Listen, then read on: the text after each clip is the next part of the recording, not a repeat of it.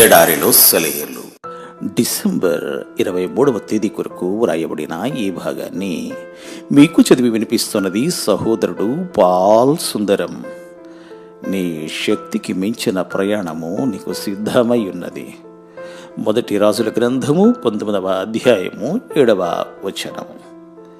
అలసిపోయిన తన సేవకుని విషయం దేవుడు ఏం చేశాడు? తినడానికి ఆహారం ఇచ్చి నిద్రపోమన్నాడు. ఎలియా చేసింది చాలా ఘనకార్యం. ఆ హుషారులో రథం కంటే ముందుగా పరిగెత్తి గమ్యాన్ని చేరుకున్నాడు. అతని దేహం అలసిపోయింది. నీరసంతో పాటు దిగులు ముంచుకొచ్చింది. శారీరక రుగ్మతలను కూడా పట్టించుకోవాలి. మరి మనుషుల్లో గొప్ప వాళ్ళకి కూడా ఎలియాలాగా బదరీ వృక్షం క్రిందికి చేరవలసిన సమయం వస్తుంటుంది. ప్రభువు మృదువుగా మాట్లాడే మాటలు వాళ్ళని సేదతీరుస్తాయి. నీ శక్తికి మించిన ప్రయాణమిది. నేను నిన్ను బలపరుస్తాను. శారీరకమైన బలహీనతను ఆత్మ సంబంధమైన బలహీనతగా ఎంచి దిగులు పడకండి. ప్రార్థించడానికి కూడా ఓపిక లేదు. అలసిన దేహం సొమ్మసిల్లింది. మనసంతా ఒకటే దాహం, ఒకటే ఆలోచన. ఆదమరిచి కొంతసేపు నిద్రపోవాలి. అలా పడి నిద్రపోతే దేవుడు ఏమంటాడు?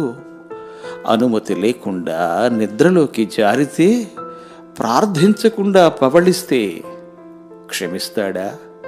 లేదా? ఆలోచించు.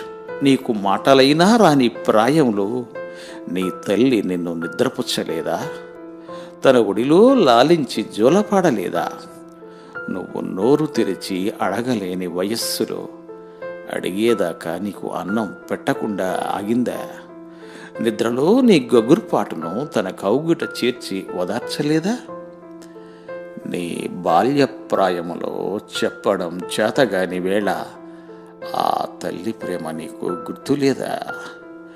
ఇప్పుడు ప్రార్థనకి కూడా ఓపిక లేని అలసటలు, మానవ సహజమైన బలహీనత లొంగదీసిన వేళ నిస్సంకోచంగా పడుకుని విశ్రాంతి తీసుకో.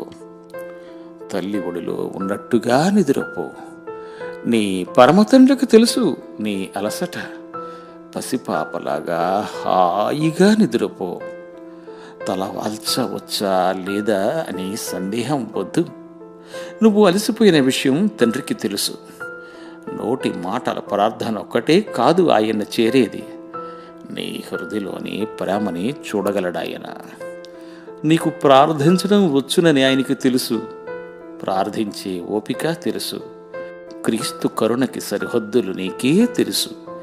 ఎన్నుకున్న వాళ్ళని ఎళ్ళవేళలా గమనిస్తాడాయన.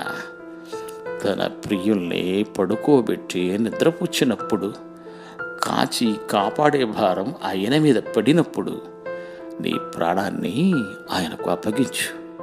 ఇక భయమే లేకుండా ఆయనలో పవ్వళించు. దేవుడు మిమ్ము దీవించుగాక. ఆమెన్. ఆమెన్.